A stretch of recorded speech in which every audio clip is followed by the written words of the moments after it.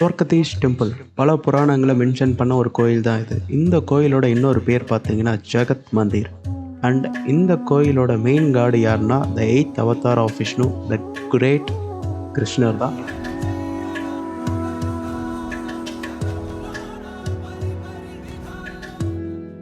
Archaeological ஃபைண்டிங்கில் 200 பிசிஏல தான் இந்த கோயில் கட்டப்பட்டிருக்குன்னு சொல்கிறாங்க. பட் 15th and 16th செஞ்சுரியில் தான் ஃபுல்லாக பில்ட் பண்ணாங்கன்னு கூகுளில் ஒரு ரெக்கார்ட் இருக்குது. பட் டிவோட்டீஸ் தான் ரொம்ப அதிகம், அன்எக்ஸ்பெக்டட் ரஷ். ஆனால் இப்படி ஒரு கூட்டத்தை நான் கண்டிப்பாக எதிர்பார்க்கல. அண்ட் இவ்வளோ அழகாக ஒரு கோயிலை நான் பார்த்ததே இல்லைன்னு தான் சொல்லணும்.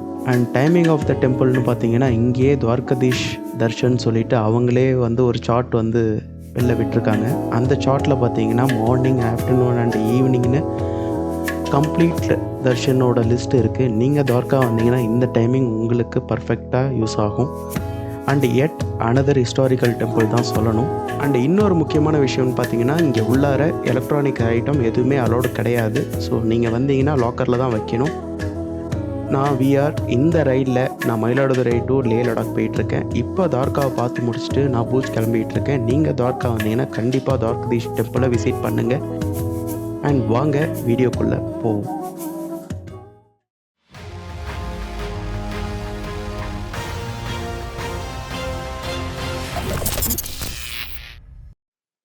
Hello guys.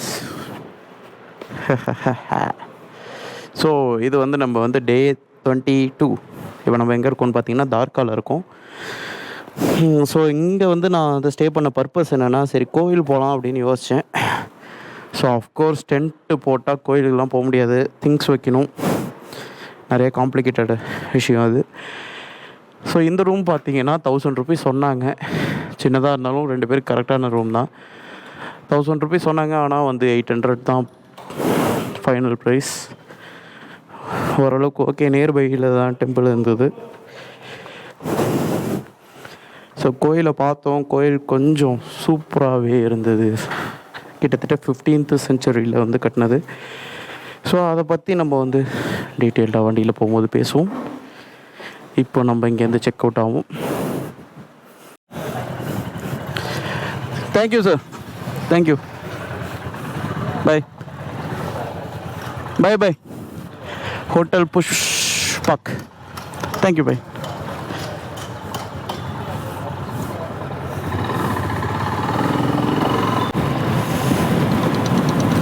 ஸோ 4 கிலோமீட்டரில் லெஃப்ட்டு போனோம்.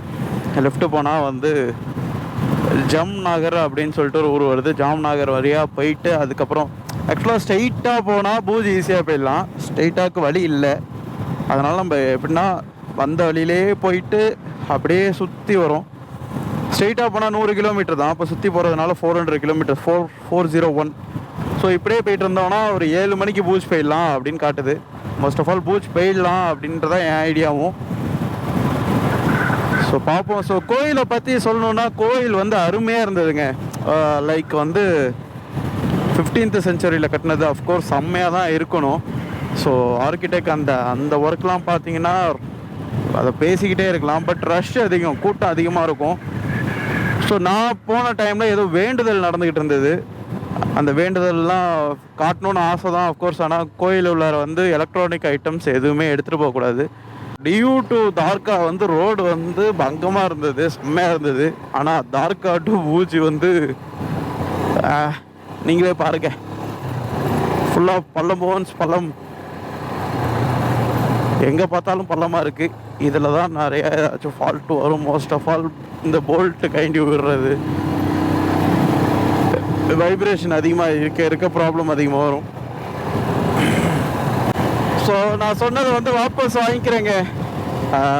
இந்த ரோடு அருமையாக இருக்குது. ஆக்சுவலாக கொஞ்சம் தூரம் தான் ரோடு சரியில்லை. ஸோ அதுக்கப்புறம் இந்த NH பார்த்தீங்கன்னா இது 947. ஸோ 947 இப்போ தான் பில்ட் பண்ணிகிட்டு இருக்காங்க. அப்பப்போ சர்வீஸ் லைன் வந்துகிட்ருக்கு. ஸோ அப்பப்போ ஒர்க் போயிட்டுருக்கு. இருந்தாலும் இந்த ரோடு தரமான ரோடாக இருக்குது. ஸோ ரோடு எந்த பிரச்சனையும் இல்லை. ரோடு எந்த பிரச்சனையும் இல்லைன்னு சொல்கிறதுக்குள்ளே இது ஒரு லைனாக மாறிடுச்சு பாருங்கள். நம்ம வாய் இருக்குது பார்த்தீங்களா. ஆனால் ரோடு ஓகேங்க, பரவாயில்ல. இந்த ரோட்டில் நீங்கள் தாராளமாக வரலாம். Dwarka to Bhuj okay. So Rajkot இங்கேருந்து 136 கிலோமீட்டர், ஜாம் நகர் வந்து 37 கிலோமீட்டர். ஸோ இங்கேருந்து ஒரு டோல் ரோடு ஸ்டார்ட் ஆகுது. ஸோ எல்லாமே வந்து ரோடு வந்து பக்காவாக இருக்குங்க. ரோடு வந்து பிரச்சனையே கிடையாது, ரோடெல்லாம் குட்டு. என்ன இப்போ ஒரு 8 மணிக்கு ஒரு 7:30 சாப்பிட்டுட்டோம் காலையில் கோயில் போகும்போது. இப்போ வந்து கொடூரமாக பசிக்குது. மணி வந்து 12:15 ஆகுது. ஸோ 1 ஹவரில் வந்து நம்ம மோஸ்ட் ஆஃப் ஆல் வந்து ஒரு 90 கிலோமீட்டர்ஸ் வந்திருக்கோம். ஸோ ஃபுல்லாகவே ஹைவேஸ் தான். ஸோ அதனால் பிரச்சனையே கிடையாது. டைம் பார்த்தீங்கன்னா 2 மணி இருக்கும். இது வந்து பூஜ் போகிற ரோடு, இது ஹைவேஸு. ஸோ சாப்பிட்ட மீல்ஸுக்கும் இப்போ அடிக்கிற வெயிலுக்கும் எனக்கு ஏதோ, அதுவும் இல்லாமல் 2-3 மெலோடி பாட்டு வேறு ஓடுனுச்சா, எனக்கு முடியலங்க. செம்மையாக டயர்ட் ஆகிடுச்சு. ஸோ அஃப்கோர்ஸ் நான் வந்து தூங்க போகிறேன். ஸோ இந்த தாத்தாட்ட வந்து பர்மிஷன் கேட்டோம். பெட்டு ஒன்று கொடுத்தாங்க. இந்த கட்டில் அப்படியே இந்த காற்றோட அப்படியே படுத்து தூங்கினா 2 மணி நேரம் தூங்கிடுவேன்னு நினைக்கிறேன். பார்ப்போம், எப்போ எழுந்திரிக்கிறோமோ அப்போ போய்ப்போம். ஆனால் டயர்டாக இருக்குது, செம்ம டயர்டாக இருக்குது. ஸோ ஒருத்தர் தரப்பாய் போட்டு கீழே படுக்க போகிறாரு. நான் அவ்வளோ சாட்டிஸ்லாம் இல்லைங்க. லாஸ்ட் டைம் அவன் பெட்டில் படுத்தா, நான் கீழே படுத்தேன். இப்போ அவன் கீழே படுக்கிறான், நான் பெட்டில் படுக்க வரேன். வேறு ஒன்றும் இல்லை. டான்ஸை பார்த்துக்கோங்க, தூக்கத்தில் டான்ஸை பார்த்தீங்களா?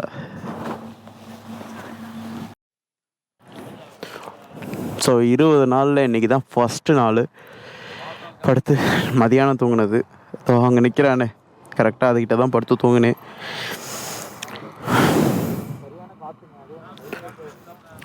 தூக்கத்தை கண்ட்ரோல் பண்ண முடியல. நானும் தூங்கக்கூடாதான்னு பார்த்தேன். பட் தூக்கத்தை கண்ட்ரோல் பண்ண முடியலையா, அதனால் தூங்கி விட்டேன். பார்த்திங்கன்னா மேக்ஸிமம் மணி 4. 2 மணிக்கு தூங்க ஆரம்பித்தேன், 4 மணிக்கு ஏஞ்சேன். ஸோ தலைவன் ஏந்திரிக்க லேட்டாக இருந்துச்சுன்னு கொஞ்ச நேரம் வெயிட் பண்ணேன். இப்போ நம்ம கிளம்ப வேண்டியதான். பை.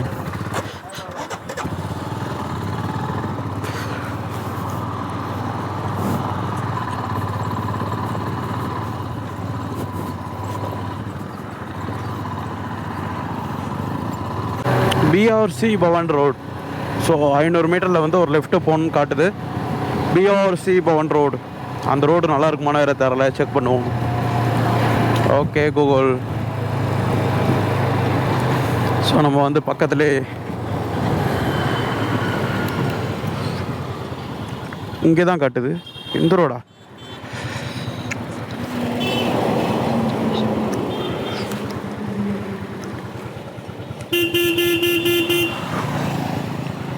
பைத்தியக்காரனாயே, என்ன ஏன்டா பைத்தியக்காரனாக்குற? இது இன்னும் எங்கே கொண்டு போய் காட்டுமான்னு தெரில. தேங்க்யூ தேங்க்யூ தேங்க்யூ தேங்க்யூ ஆட்டோக்கார். ஒருத்தவன் பண்ணுற ஆகும்போது பார்த்தாலும் நீங்கள் எல்லாமே பண்ணுறீங்களே. அவன் வந்து ரோட்டை விட்டு போகிறான். ஐயா,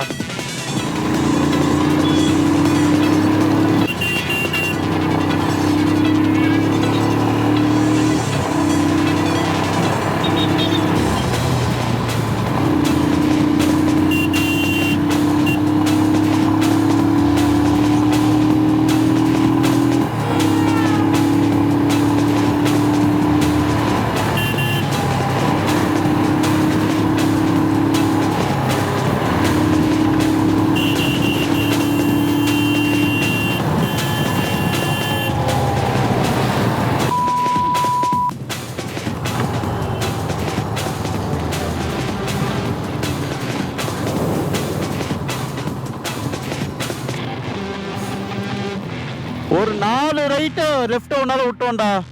நான் முன்னாடியே அங்கே நின்று ஹார்ன் அடிச்சுட்டு இருக்கேன், நீ பார்க்கவே இல்லை.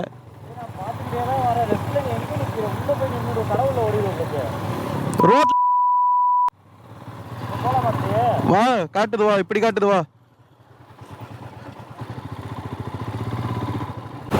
ஆக்சுவலாக வேறு ரூட்டில் வர வேண்டியது. இந்த பையன் வந்து இதை எடுக்கவே இல்லை. பாருங்க என்னென்னமோ ரூட்டு காட்டுது.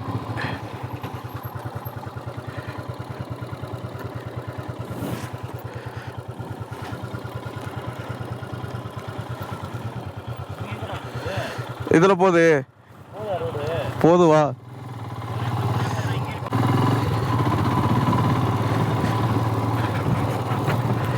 ஏய் கூகுள்,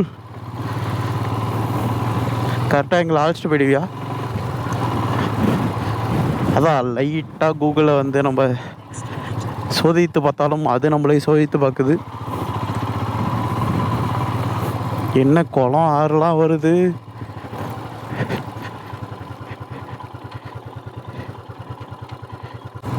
ஸோ பரவாயில்ல, நான் வந்து கூகுள் மேப்பையே கேட்காம சரி திரும்பி மெயின் ரோட்லேயே வந்துடலான்னு பார்த்ததுக்கு கரெக்டாக வந்துட்டோம். ஸோ இந்த மாதிரி கூகுள் மேப் வந்து உங்கள்கிட்ட வந்து அல்டர்னேட் வேலி காட்டுனுச்சுன்னா தயவு செஞ்சு போகாதீங்க. அது காட்டுக்குள்ளே அழைச்சிட்டு போகுது. நான் இப்போ மட்டும் இல்லை, நான் நிறைய வாட்டி அதை அனுபவிச்சிட்டேன். இப்போ வந்து நம்ம கரெக்டாக எங்கே போயிட்டுருக்கோம்னா, ஒரு டேர்ன் இருக்கும்ல, தார்காலேருந்து பூஜிக்கு ஒரு டேர்ன் இருக்கும், ஒரு யூ ஷேப் டேர்னு. அந்த டேர்னில் மிட் பாயிண்டில் இருக்கும். இப்போது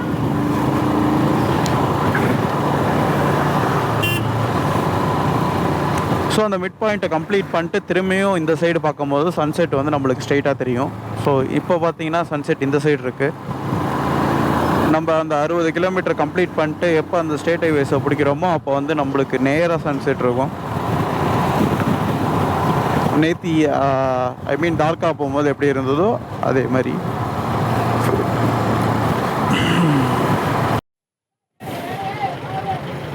நைட்டு 9:30 மணி ஆகுது காய்ஸ். இன்னும் 77 கிலோமீட்டர்ஸ், பட் ஃபுல் ஹெவி டிராஃபிக்னு. ஸோ அவ்வளோதான், மூவ் ஆயிடுச்சு.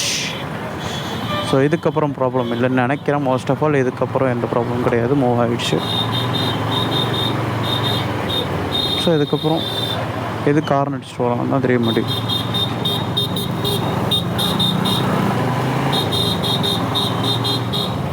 அதான் இங்கே இப்போது வந்து இங்கே நிறைய பேர் போயிட்டுருக்காங்க. பட்டு ஹெல்மெட்னு பார்த்தீங்கன்னா அப்படி ஒரு கான்செப்டே இங்கே கிடையாது. ஸோ யார்கிட்டையும் ஹெல்மெட் கிடையாது. ஆனால் மோஸ்ட் ஆஃப் ஆல் ட்ரிபிள்ஸ் போகிறாங்க. ஸோ நைட் டைம் ட்ராவல் கொஞ்சம் குபீராக தான் இருக்குது. ஸோ இந்த ரோடு பார்த்திங்கன்னா ஃபுல்லாகவே வந்து லாரியால் கவர் பண்ணியிருக்க, ஒரு ஹெவி வெஹிக்கலால் கவர் பண்ணியிருக்க ஒரு ஹைவேஸு. ஸோ இதில் வந்து எல்லாருமே வந்து மிட் ரோட்டில் வந்து ஹெல்மெட் இல்லாமல் தான் போயிட்டுருக்காங்க. ஸோ அந்த மாதிரி தான் மோஸ்ட் ஆஃப் சுச்சுவேஷன்ஸ்லும் லைக் ஹிட்டப் ஆகிட்டுருக்கு. நான் வந்து எங்கே இருக்கேன்னு பார்த்தீங்கன்னா இன்னும் பூஜ் தான் போயிட்டுருக்கேன். கரெக்டாக பார்த்தீங்கன்னா இன்னும் பூஜ் வந்து 22 கிலோமீட்டர் 33 நிமிஷம் காட்டுது. மணி 10:30 மணி. ஸோ இன்றைக்கி நான் விடாமல் ஓட்டிட்டேன். ஸோ நைட் ட்ராவலும் இதில் வந்து அடங்கிடுச்சு. ஸோ நிறைய பேர் கேட்பீங்க, நீங்கள் நைட் ட்ராவல் பண்ண மாட்டிங்களே, இப்போ ஏன் பண்ணுறீங்கன்னு கேட்பீங்க. ஸோ பண்ணிட்டோம், வேறு வழி இல்லை. இங்கே நடுவில் எங்கேயும் நிப்பாட்ட முடியல. ஸோ ஃபங்க்ஷன் இருக்கிறதுனால செம்ம கூட்டமாக இருக்குது. ஸோ சிட்டி உள்ளார போயிட்டு ஸ்டே ஆகிடலாம் தான் யோசிக்கிறோம். ஸோ நியர்பை தான் ரான் ஆஃப் டச் இருக்குது. ஸோ அதுதான் பார்க்க போகிறோம். ஒயிட் டெசர்ட் லைக் சேண்ட் ஃபுல்லாக கவர் பண்ண மாதிரி. ஸோ 2 சைடும் சீ இருக்கும், நடுவில் ஒரு ஹெவன் ரோட் இருக்கும். ஸோ அதுக்காக தான் நம்ம இந்த சைடு வந்தோம். நான் எனக்கு இது வட்டி வாட்டிக்கிட்டுங்க.